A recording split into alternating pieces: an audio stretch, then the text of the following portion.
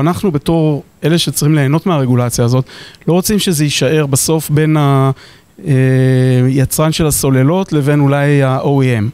אנחנו רוצים שהמידע הזה כמה שיותר מהר יצא החוצה, ויגיע לכמה שיותר אנשים שיכולים בזמן אמת להציל חיים.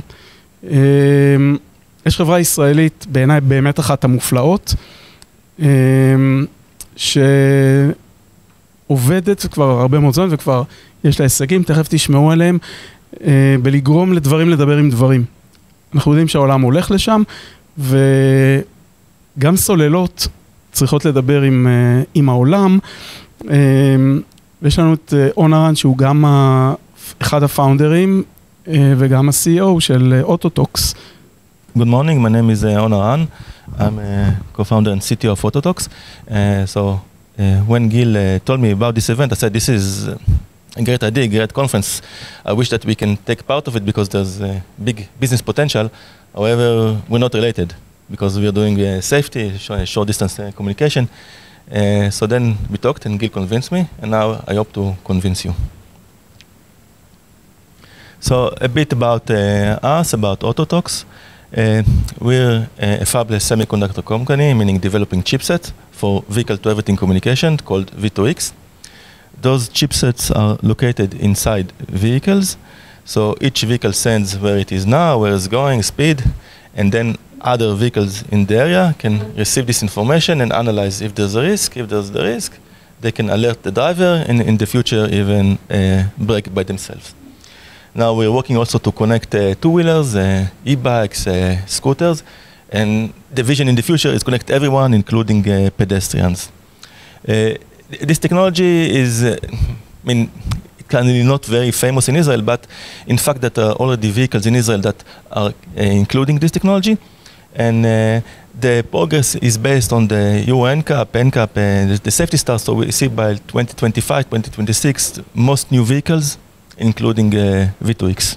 And we are happy to support many of those OEMs. Since this is a technology that requires a lot of interaction, a lot of interoperability, it's heavily standardized. And actually, it's not much different than any other safety technology. When you got something which is safety, all the regulators look at it very carefully. Here it involves several domains, like the access layers, like how the messages or the bits are look over the air, how the security, because it's always very important. The messages, like the dictionary, if I say something, do you understand me? And promotion of technology and assessment is how do you know that the system is really doing what it's supposed to do, and from safety perspective. Another problem of this technology, which is a big headache for us, is that there are multiple standards globally. So in US it's something else, in Europe it's something else, in China. So anything with communication, you need to deal with all geographies, and it's duplicated work. So that relates to what I'm going to talk later about the need for standardization, because there's nothing that we can do here which is not standardized. Just another clarification, when I talk about communication, I talked about direct communication, meaning not involving the cellular network. There are two kinds of communication in the vehicle, the standard V2N, vehicle to network, 4G, 5G, the car maker is paying for the data. Usually it's telematics, the car maker is paying some monthly subscription. This is not the case here, this is safety. Safety should be free. It's a kind of social equity. Everybody is entitled for safety without a data fee. So this is a direct spectrum, the dedicated spectrum only for direct communication. It's also worth noting that you don't depend on cellular networks. So if somebody is now facing some communication problems, for example, when you go in a busy street or next to a football match, you don't have any problems in the communication. You have guaranteed latency and guaranteed delivery. There are two standards. So one is DSRC, is the old one. The second one is CV2X or cellular V2X. I want to emphasize that when it's cellular V2X, it's still not using the cellular. It's a marketing name, but cellular V2X is also direct communication. So why I'm here? So why we think it's important to have a notification about battery status? So this is just something that I thought about. I'm sure that people that are more familiar with the market can think about more ideas. So first, let's talk about locate the vehicle. Today, all vehicles in Europe have eCall. So when the vehicle has an accident, it alerts the emergency services. They come and save or help the vehicle occupants. Still, there is local announcement because not always there's a cellular communication everywhere. For example, it can happen in a highway, and when you drive in Germany in a highway, not sure that you will get a cellular reception.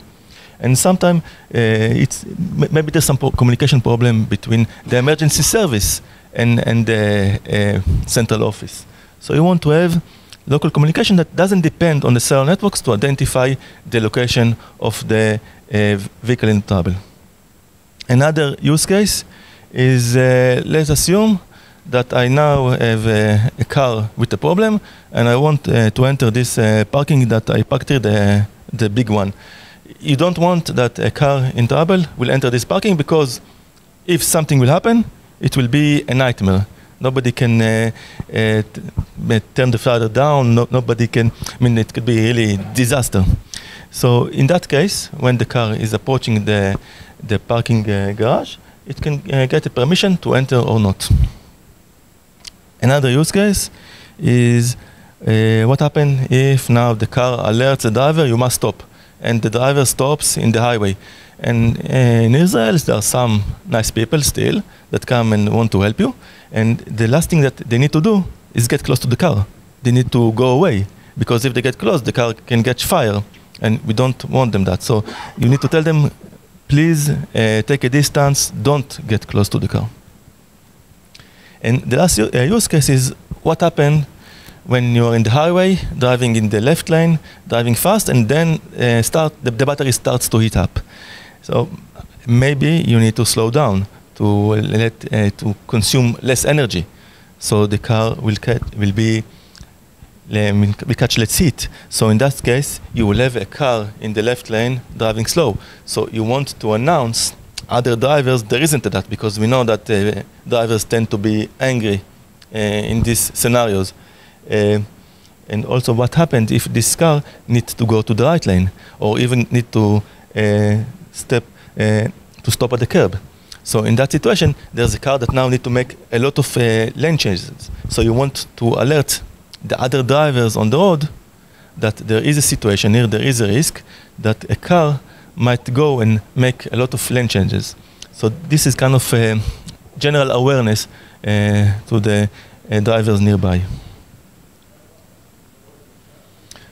So just a quick summary of V2X messages. There are two kinds of messages. The message which is used in US and China and also in Europe, the basic message is periodic, meaning every information is sent 10 times per second at 10 Hertz. In US it's called basic safety message, BSM. In Europe, cooperative awareness message, CAM. And those are the basic information about the location of the vehicle and the kinematics of it. In addition, in Europe, there's another message called the Centralized Environmental Notification Message, or DENM, which is event trigger. And this is if something happened, you want to announce now. So for example, if the vehicle is now sleeping or something, you want to alert everyone immediately and not wait for the next 100 milliseconds for the next opportunity of the periodic event.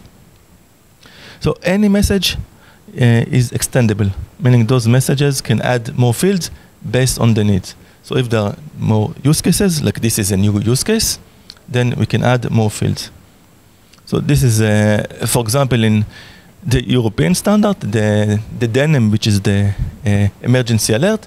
So there is a situation container. Inside the situation container, there's a field, which is vehicle breakdown, and there are 8 values. You can see engine problem, etc., lack of battery. And it's very simple to go to the standardization organization and tell them, please add another field, which is called EV battery cooling problem. So it shouldn't be long, and it's kind of a simple extension to the standard. So what are the possible next steps? We are chipset maker, meaning tier 2. above us, there's the tier ones, which are developing the systems, and above them, there are the OEMs, which are the car makers. By the end, only the OEMs determine. I mean, we cannot do anything in the standard unless the OEMs say, okay, this is a good idea. I mean, of course, they look at us as a technology innovator and they want to listen to what we say, but they have to agree. So the first step to anything that we're doing now is to get them to agree to the steps and to the problem and to the steps. Then what we need to do is add this as a use case to the list of V2X use cases, and this is done with the 5GAA, the 5G Automotive Association, and Car-to-Car Communication Consortium, who are the aggregator of all the V2X use cases. And after that, adding to the standard, the messages, this is the simplest thing. This is performed in ETSI, which is the European Standard Authority for V2X, and SAE, which does the same in US. So I think it's rather simple to achieve that. So if you'll manage to show the need, that can be achieved. Thank you.